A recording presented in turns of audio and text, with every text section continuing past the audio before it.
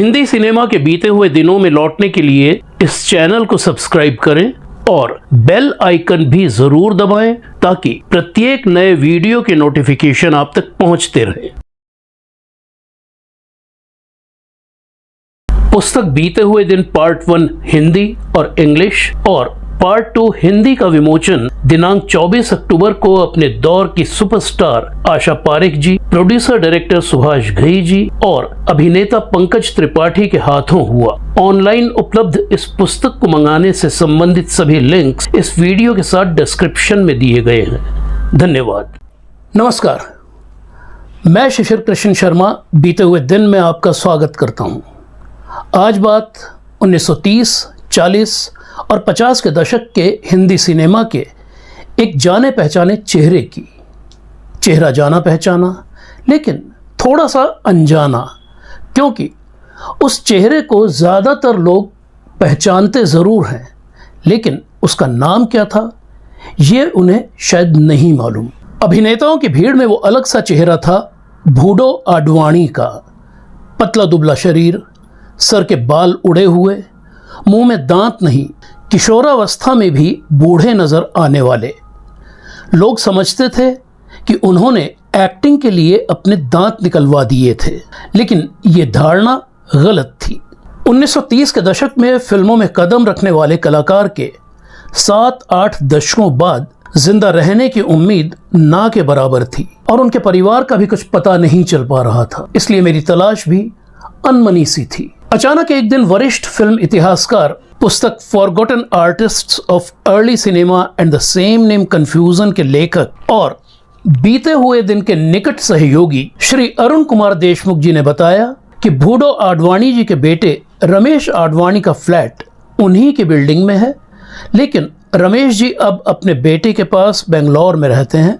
हालांकि साल में कुछ दिनों के लिए वो मुंबई भी आते ही हैं। अरुण जी की ये बिल्डिंग अंधेरी पश्चिम के जेपी रोड पर 7 बंगला बस डिपो के पास है। अरुण कुमार देशमुख जी के जरिए मेरा संपर्क रमेश आडवाणी जी से हुआ और हाल ही में जब वो अक्टूबर के महीने में मुंबई आए तो उनसे मैं मिला, भूडो जी के बारे में काफी जानकारी हासिल की। उनके साथ उनके बेटे विनोद आडवाणी भी थे, जिन्होंने अपने दादाजी की दर्जनों दुर्लभ तस्वीरें एक पेन ड्राइव में मुझे दी। भूडो आडवाणी का जन्म 17 अगस्त 1905 को हैदराबाद सिंध में हुआ था, जो अब पाकिस्तान में है। उनके पिता कुंदनमल आडवाणी पुलिस इंस्पेक्टर थे और माँ उत्तम बाई एक घरेलू महिला। 4 बहनों और 6 भाइयों में भूडो सबसे बड़े थे। उनकी पढ़ाई लिखाई हैदराबाद में ही हुई। 10 साल की उम्र में वो पहली बार स्कूल के एक अंग्रेजी नाटक में स्टेज पर उतरे थे। मैट्रिक में भूडो फेल हुए तो उन्होंने पढ़ाई छोड़ दी। स्कूल के नाटकों के बाद वो शहर की नाटक कंपनियों के नाटकों में काम करने लगे। उनका नाम हुआ और एक समय ऐसा आया जब उस दौर की तमाम नाटक कंपनियां उन्हें अपने यहाँ बुलाने लगी। वो अक्सर महिलाओं के रोल्स में नजर आते थे। भूडो का असली नाम दौलत राम आडवाणी था, लेकिन नाटक हरीफ में उनकी एक बूढ़े की भूमिका ऐसी हिट हुई कि लोग उनको बुड्ढो यानी बूढ़ा आडवाणी कहने लगे थे। यही बुड्ढो आगे चलकर भूडो आडवाणी हो गया था। उन्हीं दिनों उन्हें कराची इलेक्ट्रिसिटी सप्लाई कॉरपोरेशन में नौकरी मिल गई, लेकिन 1 महीना भी नहीं बीता था कि एक दोस्त के बुलावे पर साल 1933 में वो नौकरी से इस्तीफा देकर मुंबई चले आए। मुंबई आकर वो अजंता सिनेटोन के मालिक मोहन भवनानी से मिले। मोहन भी सिंधी थे और हैदराबाद सिंध के ही रहने वाले थे। मोहन ने भूडो को ब्रेक दिया और इस तरह अजंता सिनेटोन की साल 1933 की फिल्म अफजल से भूडो आडवाणी ने फिल्मों में कदम रखा। अफजल के बाद भूडो ने अजंता की 11 और फिल्मों में काम किया, लेकिन सिर्फ 2 साल बाद 1935 में अजंता सिनेटोन बंद हो गया। ऐसे में भूडो प्रोड्यूसर चिमन भाई देसाई के बुलावे पर उनकी कंपनी सागर मूवी टोन में चले गए। 1933 से 1940 के बीच भूडो ने अफजल, द मिल, प्यार की मार, शेर दिल औरत,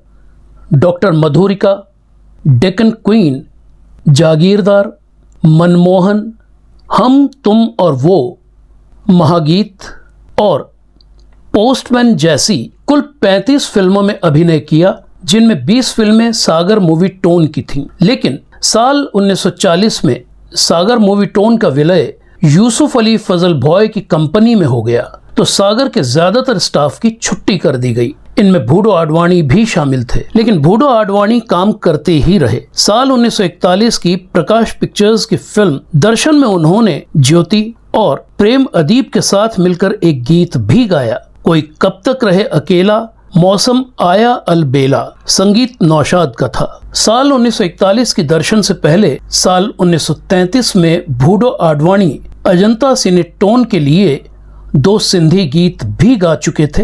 इन गीतों का इस्तेमाल उस दौर के चलन के मुताबिक फिल्मों में फिलर के तौर पर किया जाता था। ये जानकारी हमें दिल्ली निवासी फिल्म इतिहासकार और बीते हुए दिन के सहयोगी संजीव तंवर ने दी है, जिन्हें गीतकार भरत व्यास पर तुझे मेरे गीत बुलाते हैं और silent cinema in India 1913 to 1934 जैसी पुस्तकों के लेखन के लिए जाना जाता है। 1940 के दशक में भी भूडो ने दर्शन, मेरी कहानी, 20वीं सदी, दुखियारी, इस्मत, पूजा और शौहर जैसी 35 फिल्में की। इनमें महबूब खान के बैनर महबूब प्रोडक्शंस की अनमोल घड़ी और अनोखी अदा भी शामिल थीं। महबूब खान भी सागर मूवी टोन के स्थायी निर्देशकों में से थे। भूडो आडवाणी उनके निर्देशन में सागर की कई फिल्मों में काम कर चुके थे। महबूब ने सागर के बंद होने के बाद साल 1943 में अपनी कंपनी महबूब प्रोडक्शंस की नींव रखी थी।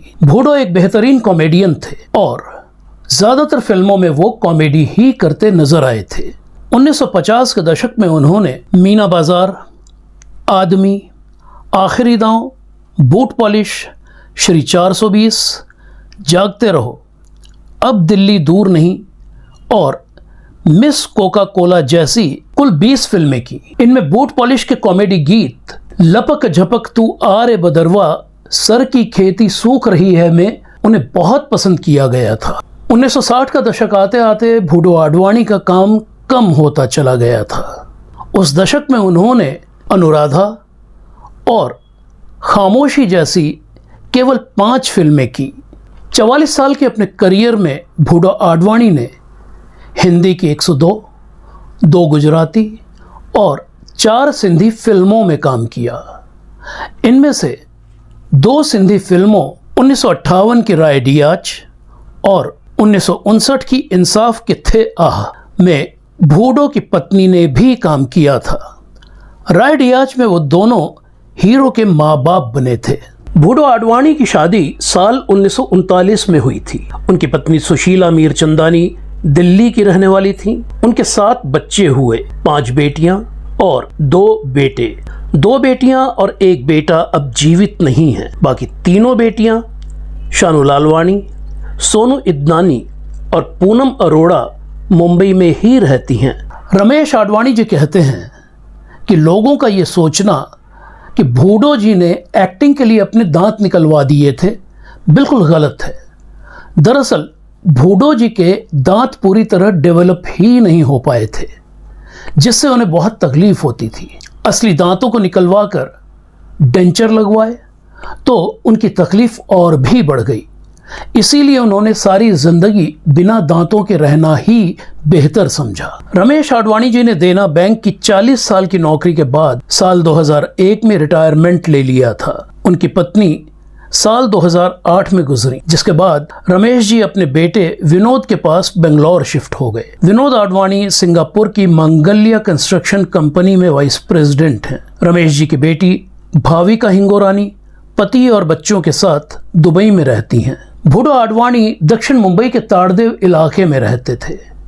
साल 1977 में वो ताड़देव छोड़कर अंधेरी पश्चिम के 7 बंगला इलाके की शांति निकेतन बिल्डिंग में रहने आ गए। उनकी आखिरी फिल्म साल 1977 की ही सत्यजीत रे की शतरंज के खिलाड़ी थी। साल 1979 में उनकी पत्नी गुजरी और 25 जुलाई 1985 को 80 साल की उम्र में भूडो आडवाणी भी इस दुनिया को अलविदा कह गए। तो ये थी कहानी बीते दौर के जाने पहचाने लेकिन थोड़े अनजाने से कलाकार भूडो आडवाणी की। भूडो जी के बारे में उनके बेटे रमेश आडवाणी जी से हुई ब्लॉग बीते हुए दिन की डिटेल्ड बातचीत का लिंक इस वीडियो के साथ डिस्क्रिप्शन में दिया गया है। अगर आपको हमारा ये एपिसोड और ये चैनल पसंद आया हो तो इसे लाइक कीजिए, सब्सक्राइब कीजिए और शेयर ज़रूर कीजिए ताकि ये ज़्यादा से ज़्यादा फिल्म प्रेमियों तक पहुंच सके। हमारे अगले एपिसोड यानी एपिसोड नंबर 103 में होंगी जानी मानी प्लेबैक सिंगर उषा तिमोथी जी, और इसके लिए आग्रह किया है हमारी सम्मानित दर्शक अन्नपूर्णा नायक जी ने। हालांकि अन्नपूर्णा जी किस शहर से हैं ये उन्होंने नहीं लिखा। इसी तरह अपना स्नेह बनाए रखिए। बीते हुए दिन पर हम मिलते रहेंगे इसी तरह बीते दौर के भूले बिसरे कलाकारों को लेकर, भूली बिसरी कहानियों को लेकर। इजाजत दीजिए, नमस्कार।